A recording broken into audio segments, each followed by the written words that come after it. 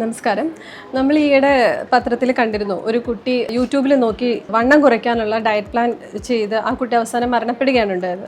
ഇപ്പം നമ്മളൊരു social media platform എടുത്തു കഴിഞ്ഞാൽ ഏത് രീതിയിലുള്ള ഡയറ്റുകൾ നമുക്ക് അവിടുന്ന് ലഭിക്കുന്നതാണ്, ഏത് അസുഖത്തിനുള്ള ഡയറ്റുകൾ നമുക്ക് അവിടുന്ന് ലഭിക്കുന്നതാണ്. എന്നാൽ ഈ ഡയറ്റുകളൊന്നും പറഞ്ഞു കൊടുക്കുന്ന ആൾക്കാർക്ക് അല്ലെങ്കിൽ അതിൻ്റെ ആഫ്റ്റർ ഇഫക്റ്റ് എന്തെന്നോ അവർക്ക് കൃത്യമായ തെളിവുകളൊന്നും ഇല്ലാതെ ആയിരിക്കും അവർ പറഞ്ഞു തരുന്നത്. അതിനാൽ മിക്കവാറും ആ ഒരു ഡയറ്റ് പ്ലാനിലൂടെ പോകുന്ന വ്യക്തികൾക്ക് ഇങ്ങനെയുള്ള മരണങ്ങൾ അല്ലെങ്കിൽ അവർക്ക് കാര്യമായ രീതിയിലുള്ള ആരോഗ്യ പ്രശ്നങ്ങളെല്ലാം ഉണ്ടാവാറുണ്ട്. അത് അവരുടെ ആ അറിവില്ലായ്മ കൊണ്ടും അല്ലെങ്കിൽ അവർക്ക് തക്കതായ ഒരു അറിവുകൾ ലഭിക്കാത്തത് കൊണ്ടും ഒക്കെ ആയിരിക്കാം അവരിങ്ങനെ ഓരോന്ന് പറഞ്ഞു കൊടുക്കുന്നതും പൊതുജനങ്ങൾ ഇത് അനുസരിക്കുകയും ഒക്കെ ചെയ്യുന്നത്. നമ്മളതിൽ ചെയ്യേണ്ടത്, നമ്മൾ കൃത്യമായ ഒരു ഡയറ്റ് പ്ലാൻ ഫോളോ ചെയ്യുക.